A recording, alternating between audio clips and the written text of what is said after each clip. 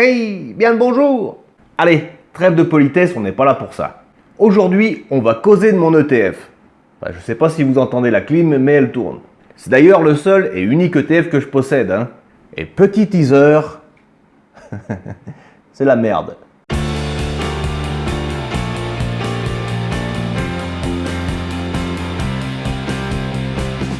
Un ETF, pour faire rapide et simple, voit ça comme une grande enveloppe avec des centaines d'entreprises à l'intérieur.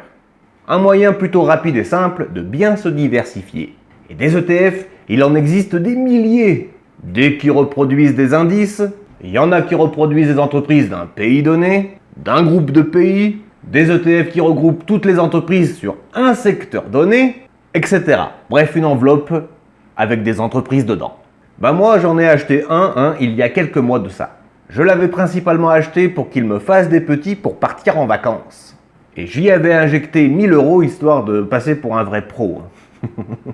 Je sais pas où je vais partir en vacances, mais probablement dans le champ de blé en face de chez moi. Le blé c'est pour les riches. Oui, t'as raison, je vais plutôt prendre un champ de patates. Et au moins les gosses auront de quoi becter. Alors, let's go pour checker tout ça. D'abord sur Morning, Lien en description. puis ensuite sur Trade Republic. Lien en description aussi. Allez, laisse-moi te présenter mon Nasdaq. Avec un actif sous gestion de 209 millions, une politique des dividendes accumulatifs, comme son nom l'indique, ça accumule les dividendes plutôt de les distribuer, un score de B et des frais de 0,36%. Évidemment, il n'est pas prévu pour le PEA mais bien pour le CTO. Il y a environ, dans cet ETF, un peu plus de 100 actions et il est situé en Island. Le prix de l'ETF, sur 10 ans, tu vois que mon PRU, voilà, on a fait péter les sommets. Bien joué Nico. Avec un retour sur un an de moins 14% quand le S&P 500 ou le Nasdaq par exemple faisait moins 12%, et un retour sur 5 ans qui n'est tout simplement pas mis, puisque l'ETF que j'ai pris est tout neuf, de 2018 il me semble. Et voici les secteurs et les composants principaux. À 63% finalement j'ai investi dans la technologie. Je te propose tout de suite d'aller voir sur Trade Republic pour un peu plus de détails. Hop, nous y sommes. J'avais mis à l'époque 1000 balles tout rond pour 96 actions.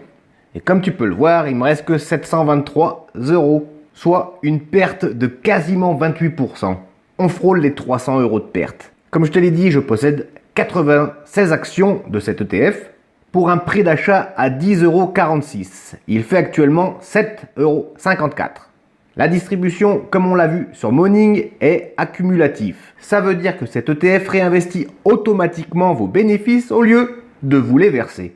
Concernant les secteurs, on est à 50% dans la technologie d'information, un peu plus de 17% dans les télécommunications, quasiment 15% dans les biens de consommation, 6,35% dans les soins de santé, etc.